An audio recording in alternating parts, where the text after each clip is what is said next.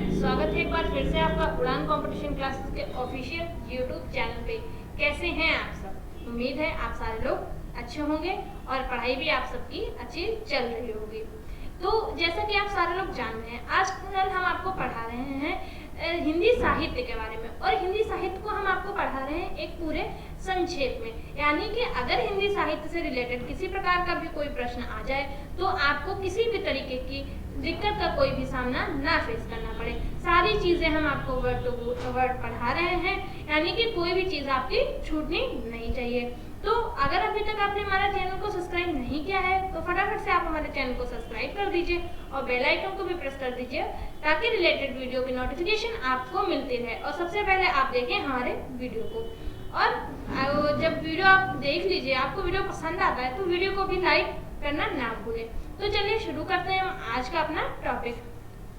तो हमारा टॉपिक है, जैसे कि हम हिंदी के साहित्य इतिहास को पढ़ाते आ रहे हैं, तो इससे पहले हम पढ़ा चुके हैं आपको आदिकाल के बारे में। हम सारी चीजें आपको अच्छे से पढ़ा चुके हैं, भक्ति काल को भी हम आपको अच्छे से पढ़ा चुके हैं और रीतिकाल को भी हम आपको पढ़ा चुके हैं। यानी कि तीनों कालों को हमने आपको एकदम वर्ड टू वर्ड डिफाइन करते हुए सारी चीजें पढ़ाई थी। तो आज जो हम पढ़ेंगे वो होगा हमारा आधुनिक काल, यानी कि जो आज भी चल रहा है वो काल। तो चलिए शुरू करते हैं।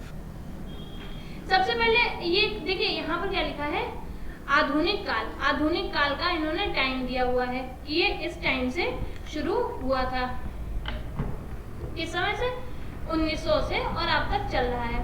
तो आप इससे पहले ये भी जान लीजिए कि जो आपका एक बार रिवीजन कर लीजिए कि आधुनिक काल आपका कब शुरू हुआ था, कब खत्म हुआ, कब भक्ति काल शुरू हुआ, कब भक्ति काल खत्म हुआ, कब रीतिकाल शुरू हुआ और कब रीतिकाल खत्म हुआ। ठीक है, तो आप सारे लोग जुड़े रहिए हमारे साथ इसी एनर्जी के साथ। तो चलिए देख लेते हैं पहले आदिकाल। जो हमारा आदिकाल था, कौन सा काल, आदिकाल। आदिकाल हमारा शुरू हुआ था 1050 ईसा पूर्व से और ये रहा आपका 1375 ईसा पूर्व तक। ठीक है, इस काल में क्या हुआ, इस काल में क्या थे, राजाओं की अपना एक क्षेत्र था, वो किसी दूसरे की कोई भी आज्ञा नहीं मानते थे। वो आपस में छोटी छोटी बातों पे लड़ा करते थे, अब खुद से नहीं लड़ते तो विदेशी आक्रमणकारियों से भी लड़ा करते थे। इसलिए इस काल को वीर गाथा का काल भी कहा गया है, क्योंकि इस युग में जो कवि लोग थे, जो राजाओं के क्षेत्राधिकार में थे, तो वो क्या, वो अपने राजाओं की सारी वीर गाथा लिखा करते थे। तो उसको आधुनिक काल को वीर गाथा काल भी कहा गया है। फिर उसके बाद आता है भक्ति काल। भक्ति काल जो है वो आपका शुरू हुआ था 1375 से और ये आपका चला 1700 ईसा पूर्व तक। अब क्या हुआ, जब आपका आदिकाल खत्म होने का टाइम आया, तब तक हमारे समाज में बहुत प्रकार की कुरीतियां फैल चुकी थी, बहुत अंधविश्वास बढ़ गया था। जो बड़े बड़े खुद को बाबा बताते थे वो एक तरीके के ढोंगी थे।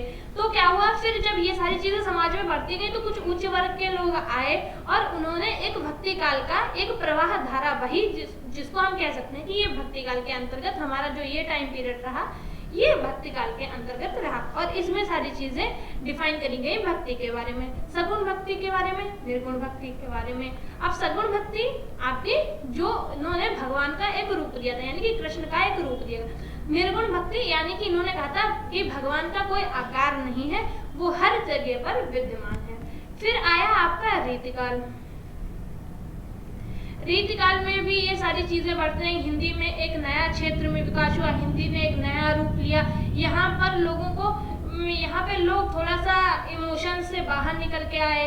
जो चीजें पहले क्या थी कि भाई सुन ली कोई कथा और वो लिख दी, लाइक रामायण लिख दी, पृथ्वीराज चौहान की जीवन लिखते, सब कुछ सुन सुन के लिखा। लेकिन रीतिकाल में इन्होंने क्या किया, चीजों को सुन के नहीं लिखा करते थे, ये अपनी आंखों से चीजें देखते और उस चीज को लिखा करते थे।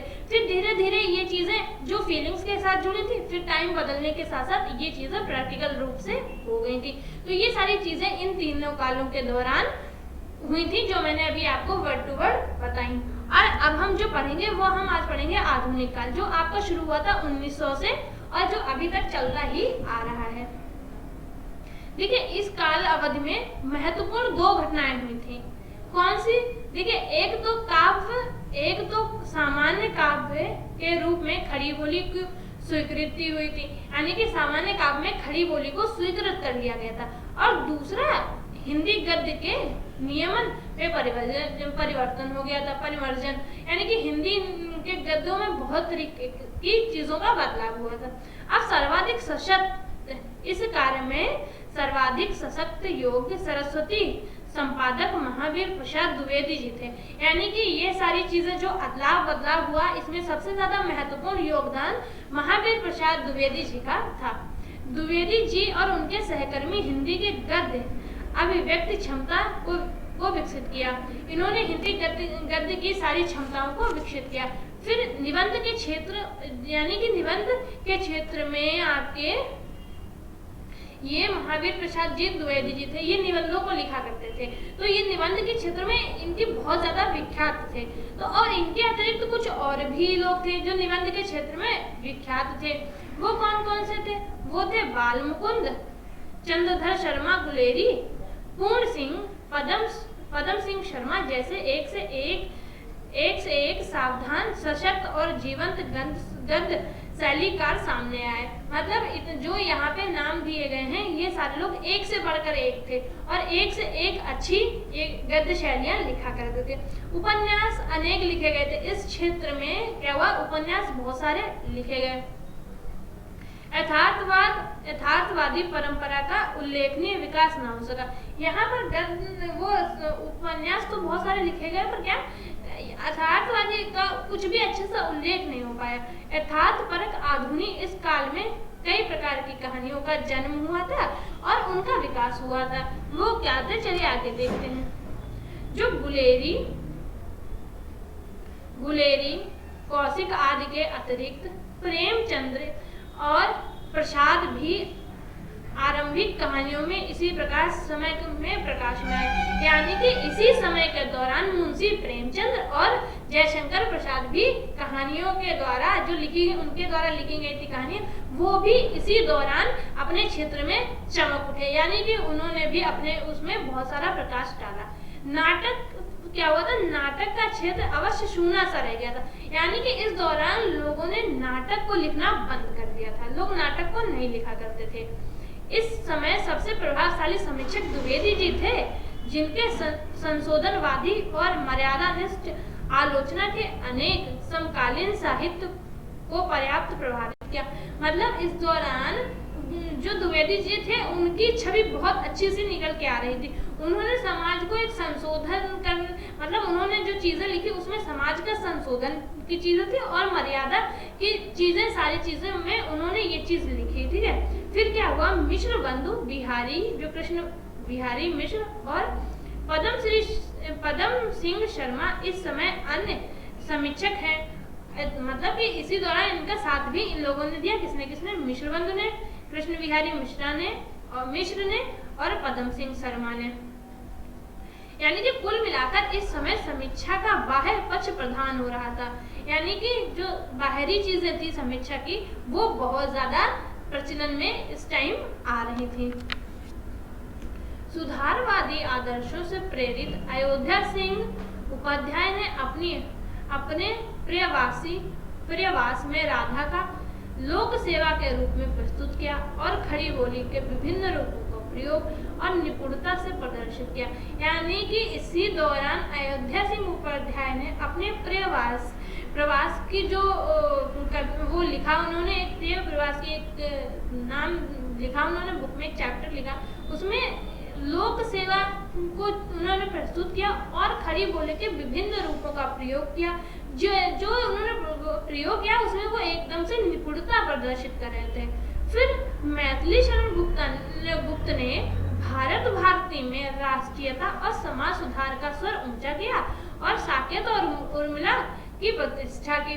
यानी कि फिर इनके बाद क्या मैथिली शरण गुप्त जी आए, उन्होंने भारती नाम की एक चैप्टर लिखा। उसमें उन्होंने क्या किया? राष्ट्रीयता और समाज सुधार को लेकर उन्होंने उसमें ज्यादा चीजें लिखी कि हमारी राष्ट्रीयता और समाज सुधार इसमें ज्यादा से ज्यादा होना चाहिए। और वही साकेत और उर्मिला नाम की भी उन्होंने 2 और लिखे। इस समय के अन्य कवि द्विवेदी जी, यानी इस समय के जो अन्य कवियों में द्विवेदी जी थे। और भी कई लोग थे। कौन थे? वो थे श्रीधर पाठक, बाल मुकुंद गुप्त, नाथुराम शर्मा, शंकर, गया प्रसाद शुक्ल, स्नेही आदि। ये सारे लोग इसी समय के अन्य कवि जो थे वो थे। फिर ब्रज भाषा काव्य परंपरा के प्रतिनिधि रत्नाकर और सत्यनारायण कवि रत्न हैं। मतलब कि जो ब्रज भाषाओं में काव्य लिखे गए हैं, जो चीजें काव्य ब्रज भाषा में निकल के आई, वो किसने, वो रत्नाकर और सत्यनारायण के कवि रत्न जो थे, कवि रत्न, उन्होंने ये चीजें लिखी थी। इस समय खड़ी बोली को काव्य भाषा में परिमार्जन और सामायिक समावेश अनुरूप रचना के कार्य संपन्न हुआ था। यानी कि इस दौरान जो कविताएं लिखी जा रही थी, जो काव्य लिखे जा रहे थे, उन काव्य में खड़ी बोली ज्यादा से ज्यादा प्रयोग किया जाता। खड़ी बोली का समावेश बहुत ज्यादा तेजी से इनमें हो रहा था। नए काव्य का अधिकांश विचार परक और वर्णनात्मक था। तो क्या था, नए काव्य जो थे वो अधिकांश विचार परक और वर्णनात्मक थे। क्या थे, वर्णनात्मक है। इस टाइम के जो वो थे यहाँ पे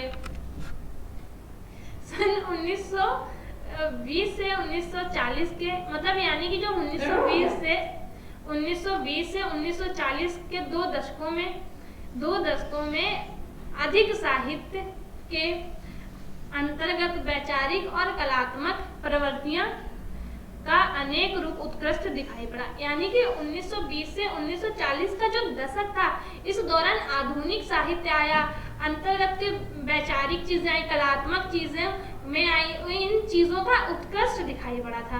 तो सर्वाधिक लोकप्रिय इस समय क्या होता है, 2 दशकों के आधुनिक साहित्य में वैचारिक कलात्मक चीजें दिखाई पड़ी थी और इन चीजों को बहुत ज्यादा उत्कृष्ट दिखाई पड़ रहा था।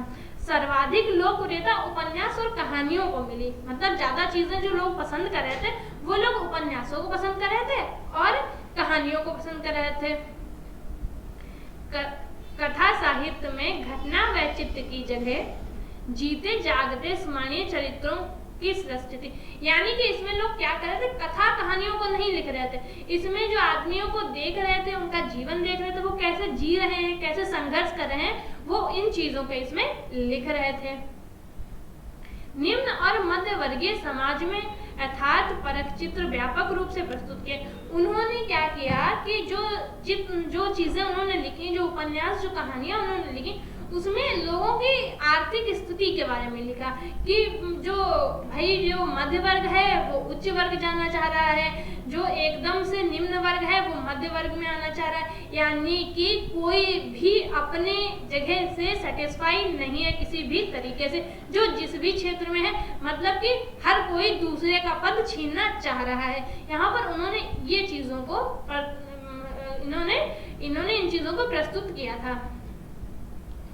वर्णन की सजीव शैलियों का विकास हुआ और जो इन्होंने वर्णन किया इन सजीव शैलियों का, तो इनका बहुत ज्यादा विकास होने, लोग इनको बहुत ज्यादा बढ़ चढ़ के पसंद करने लगे इन चीजों को। और इसी समय सर्व प्रमुख कथाकार प्रेमचंद रहे। मतलब इसी समय जो कथा लिखा करते थे वो कौन थे, वो थे मुंशी प्रेमचंद। उनको भी काफी ज्यादा पसंद किया जाने लगा। फिर वृंदावन लाल वर्मा के ऐतिहासिक उपन्यास भी उल्लेखनीय हैं।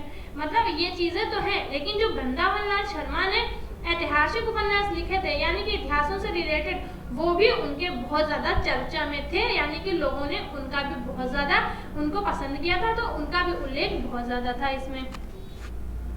हिंदी नाटक इस समय, मतलब कि कह सकते हैं कि हिंदी नाटक में इस समय जयशंकर प्रसाद के साथ सृजन का नवीन स्तर आरोहण हुआ था। यानी कि जयशंकर प्रसाद जो चीजें लिख रहे थे, उनमें नई नई चीजों का आरोहण कर रहे थे, नई नई चीजें ला रहे थे।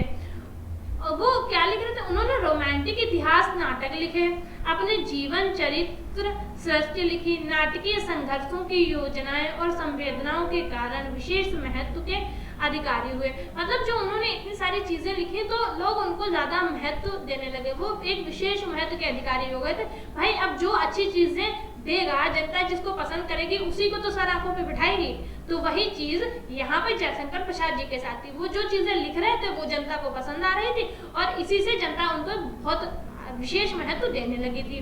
फिर कई अन्य नाटककार भी सक्रिय दिखाई पड़े। मतलब जब जयशंकर प्रसाद को लोगों ने इतना पसंद किया तो फिर इसी क्षेत्र में क्या हुआ, कुछ अन्य जो नाटककार थे वो भी सक्रिय होने लगे कि भाई देखो, अगर एक क्षेत्र में एक आगे बढ़ रहा है तो दूसरा सोचता है कि भाई ये अगर इस क्षेत्र में बढ़ सकता तो मैं क्यों नहीं बढ़ सकता, मैं भी बढ़ सकता हूँ। लेकिन वो ये नहीं सोचता है कि जो चीज ये कर रहे हैं वो तो ऑलरेडी कर लेना, अब हम करेंगे तो हमको उससे भी, जितनी मेहनत इन्होंने करी है उससे भी हमको और ज्यादा मेहनत करनी पड़ेगी। हालांकि कुछ लोग सफल होते भी हैं, कुछ लोग नहीं हो पाते हैं। क्यों? क्योंकि वो उतने एफर्ट्स नहीं दे पाते हैं। तो क्या हुआ, यहाँ पे जो लोग आए उन्होंने इतने एफर्ट्स दिए कि उनको भी लोग ज्यादा से ज्यादा पसंद करने लगे। हिंदी का आलोचनावादी किसने कहा था? अगर क्वेश्चन आ जाता है तो आप आंख बंद करके रामचंद्र शुक्ल लगा दीजिए, क्योंकि हिंदी को आलोचनावादी युग रामचंद्र शुक्ल ने कहा था। ठीक है। सूर, तुलसी और जायसी के सूक्ष्म भाव स्थितियों को कलात्मक विशेषताओं का मानविक उद्घाटन किया और साहित्य का सामाजिक मूल्यों पर बल दिया। मतलब कि फिर क्या हुआ, हिंदी आलोचना के क्षेत्र में रामचंद्र शुक्ल, तुलसीदास, सूरदास, जायसी यानी कि मलिक मोहम्मद जायसी ने भावनाओं की स्थितियों को यहाँ पे प्रस्तुत किया, विशेषता दी, मानविक उद्घाटन किया इन सब चीजों का, सामाजिक मूल्यों पर यहाँ पर वो चीज बल देने लगे। क्योंकि भाई हर कोई हर क्षेत्र में बढ़ना चाहता है, तो उनका भी यही था। अन्य आलोचक हैं, यानी कि हिंदी में रामचंद्र शुक्ल तो थे, लेकिन अन्य आलोचक थे, उनके भी नाम आप जान लीजिए। वो कौन कौन से थे? वो थे नंद दुलारी वाजपेयी, डॉक्टर नागेंद्र तथा डॉक्टर हजारी प्रसाद द्विवेदी। ठीक है, ये लोग भी हिंदी के आलोचक में आते हैं। ठीक है। फिर काव्य के क्षेत्र में छायावाद का विकास का युग था, यानी कविताओं के दौरान, काव्य के दौरान जो ज्यादा विकास का क्षेत्र था वो आपका छायावादी युग था। ठीक है। फिर छायावादी युग में जो चीजें लिखी जा रही थी, जो काव्य लिखे जा रहे थे, वो एक वस्तु पर कहीं ना कहीं वो चीजें दिखाई जाती कि एक वस्तु से रिलेटेड है। काव्य में भाव दिखाए जाते थे, ये सारी चीजें किसमें दिखाई जाती है? ये छायावादी उसमें दिखाई जाती है। इसमें व्यक्तिवादी प्रवृत्तियों को प्रधानता दी गई थी, यानी कि इसमें जो व्यक्तिवादी, व्यक्ति को, उनकी फीलिंग्स को, उनकी भावनाओं को एक प्रधानता दी गई थी, यानी कि कह सकते हैं कि इम्पोर्टेंस दी गई थी यहाँ पर। फिर क्या हुआ कि स्थूल वर्णन विचरण के स्थान पर छायावादी काव्य व्यक्ति की स्वच्छंद भावनाओं को कलात्मक अभिव्यक्ति हुई, यानी कि जब यहाँ पर उनकी भावनाओं को प्रधानता दी गई तो इस क्षेत्र में छायावादी काव्य में फिर भावनाओं को स्वच्छंद तरीके से कला के उसमें प्रस्तुत करके रखने लगे। फिर स्थूल तत्व और वस्तुएं अपेक्षा विबंध विधायक कल्पना छायावादियों को अधिक प्रिय थी। फिर ये जो चीजें लिखी जा रही थी वो छायावादियों को ज्यादा, कल्पना से जुड़ी हुई जो चीज थी वो छायावादी लोगों को ज्यादा पसंद आ रही थी, लोग उनको ज्यादा पसंद कर रहे थे। उनके सौंदर्य चेतना विशेष विकसित है, जो उनकी सौंदर्य चेतना थी वो ज्यादा विकसित थी। प्रकृति सौंदर्य ने उन्हें विशेष आकर्षित किया, यानी कि जो काव्य लिखे गए प्रकृति के सौंदर्य को लेकर, हाँ, तो उनको भी लोगों ने बहुत बढ़ चढ़ के पसंद किया। वैयक्तिक संवेगों की प्रमुखता के कारण छायावादी काव्य मूलतः प्रतीकात्मक रहा, यानी कि इन सब चीजों को देखते हुए कह सकते हैं कि जो छायावादी काव्य का युग था वो प्रगीतात्मक युग था। ठीक है। इस समय क्या हुआ, खड़ी बोली को काव्य भाषा में ज्यादा, अब मतलब बहुत तरीके से इसमें बहुत जोरों शोरों पे विकास होने लगा था, इस तरीके से आप कह सकते। और जो विकास कर रहे थे वो लोग कौन थे, उनके नाम आप देख लीजिए। वो थे जयशंकर प्रसाद, माखनलाल, सुमित्रा नंदन पंत, सूर्यकांत त्रिपाठी निराला, महादेवी वर्मा, नवीन और दिनकर छायावादी के उत्कृष्ट कवि थे। ये सारे लोग छायावाद के युग को बढ़ चढ़ के चीजें दिखा रहे थे, तो इनको कह सकते हैं ये सारे उत्कृष्ट कवि थे छायावादी युग के। फिर जब 1940 शुरू हुआ, मतलब 1920 से 40 के दौरान में तो वो हुआ।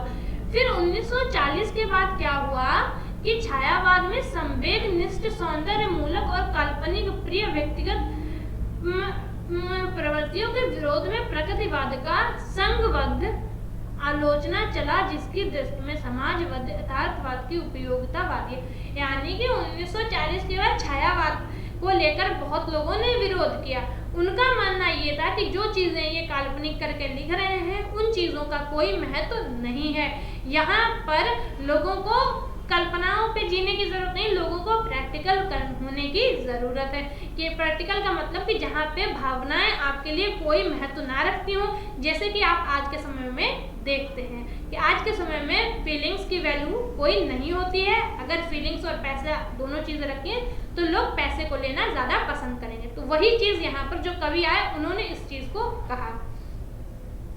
फिर हुआ सामाजिक वैषम्य में संघर्ष का भाव, इसमें से विशेष मुखरा। इन्होंने समाज में जब ये चीज आई तो समाज में संघर्ष का भाव निकल के आया। अब क्यों? क्योंकि हर कोई आगे बढ़ना चाह रहा था, हर कोई अमीर होना चाह रहा था, हर कोई अपने वर्ग से ऊंचा होना चाह रहा था। तो जब ऊंचे होंगे तो भाई संघर्ष भी तो करना ही पड़ेगा। तो संघर्ष को इन्होंने यहाँ पे इस समय में विशेष ज्यादा संघर्ष हुआ। इसने साहित्य को सामाजिक क्रांति के अस्त्र के रूप में ग्रहण किया। और जो ये संघर्ष था, इन्होंने साहित्य था इसने सामाजिक क्रांति के रूप में इसको किया कि ये एक सामाजिक क्रांति हो रही है। समाज में एक तरीके का इस क्रांति के बाद समाज में एक परिवर्तन आ जाएगा जो लोगों के लिए बहुत ही ज्यादा महत्वपूर्ण होगा। अपनी उपयोगितावादी दृष्टि की सीमाओं के कारण प्रकृतिवादी साहित्य विशेषता कविताओं में कलात्मक उत्कृष्टता की भावनाएं अधिक नहीं थी। फिर क्या हुआ कि जब ये सारी चीजें चली, अब भाई जब लोग प्रैक्टिकल होंगे तो फीलिंग्स भावनाएं तो नहीं रहेंगी। तो फिर प्रकृतिवाद के दौरान क्या हो कि ये कविताओं में देखो चाहे किसी कविताओं में फिर आपको ये चीजें देखने को नहीं मिली। मतलब कविताओं में कलात्मक चीजों की संभावनाएं बहुत ज्यादा कम हो गई, यहाँ पे वो चीज रही ही नहीं। फिर उन्होंने साहित्य को सामाजिक पक्ष पर बल देकर एक नई चेतना को जागृत किया। फिर उन्होंने साहित्य में सामाजिक बल दिया, समाज से जुड़ी हुई चीजें थी और उसको एक नया रूप दिया और नया रूप करके उसको समाज में एक नई तरीके से स्थापित किया। फिर प्रकृतिवादी आंदोलन का जो आरंभ था कुछ ही समय बाद, मतलब जैसे ही प्रकृतिवाद का छायावाद में जैसे ही प्रकृतिवाद का आंदोलन हो पाया था, यानी कि कह सकते हैं कि 3 साल हो पाए थे। कितने साल? 3 साल हो पाए थे। उसके तुरंत ही क्या हुआ, मनोविज्ञान या मनोविश्लेषण शास्त्र से प्रभावित एक और व्यक्तिवादी प्रगति साहित्य के क्षेत्र में सक्रिय हुई थी, जिसने 1943 के बाद प्रयोगवाद का नाम दिया। यानी कि प्रकृतिवाद ने अपना संघर्ष, अपनी चीजें 3 साल ही कर पाई थी। जैसे ही इन्होंने 3 साल कर पाई, तुरंत 1943 में क्या हुआ, मनोविज्ञान और मनोविश्लेषण छात्र, जो मनोविश्लेषण छात्र है, इससे प्रभावित होकर व्यक्तिवादी लोग साहित्य के क्षेत्र में दूसरे सक्रिय हो गए और इन्होंने इसको प्रयोगवादी युग का नाम दे दिया। किसका नाम दे दिया? प्रयोगवादी युग का नाम दे दिया।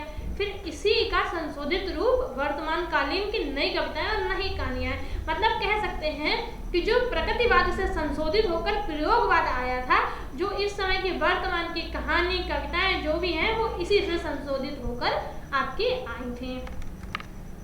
इसी प्रकार हम ये भी देखते हैं कि द्वितीय महायुद्ध में, यानी द्वितीय महायुद्ध और उत्तरकालीन साहित्य के जीवन की विभीषिका, कुरूपता और असंगतियों के प्रति असंतोष तथा क्षोभ के आगे पीछे 2 प्रकार की प्रवृत्तियों का जन्म हुआ है।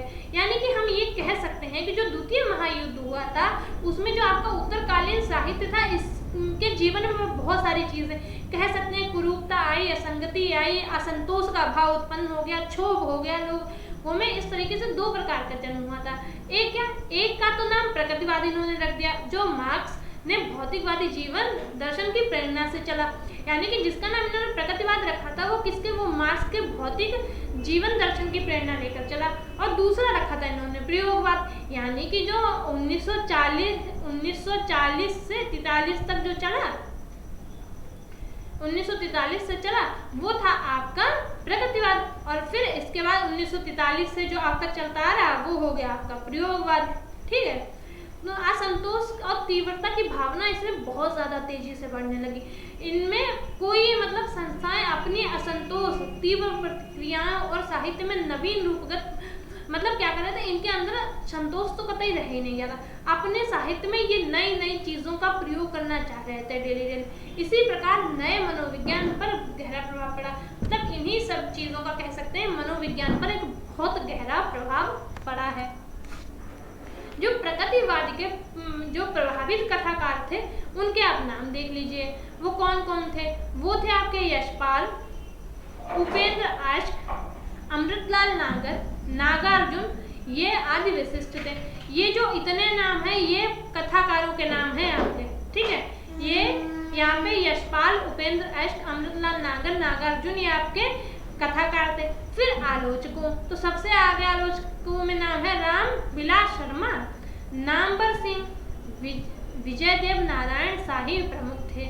फिर कवियों में कौन थे? कवियों में थे केदारनाथ अग्रवाल, नागार्जुन, रंगेय राघव, शिवमंगल सिंह सुमन आदि के नाम थे। फिर निबंधकार, निबंधकारों में हजारी प्रसाद द्विवेदी थे, विद्यानिवास मिश्र थे और कुबेरनाथ के विख्यात अर्जित कर रखी थी। उम्मीद है कि आपको ये आज का टॉपिक भी उतना ही समझ आया होगा जितना आपको पुराने 2 टॉपिक समझ में आए थे। वीडियो आपको पसंद है तो वीडियो को फटाफट से लाइक कर दीजिए और अभी तक अगर आपने हमारे चैनल को सब्सक्राइब नहीं किया है तो चैनल को फटाफट से सब्सक्राइब कर दीजिए। और अब जल्दी से ही हम आपको संक्षिप्त इतिहास के बहुत सारे क्वेश्चंस लेकर आएंगे, क्योंकि जो चीज डाउट्स आपके रह गए या जो चीज़ें छूट गई हैं वो आपको उन क्वेश्चंस के माध्यम से हम आपको कंप्लीट करा देंगे, ताकि आपका किसी भी तरीके से कोई भी चीज़ें छूटे नहीं। तो चलिए मिलते हैं अगले वीडियो में।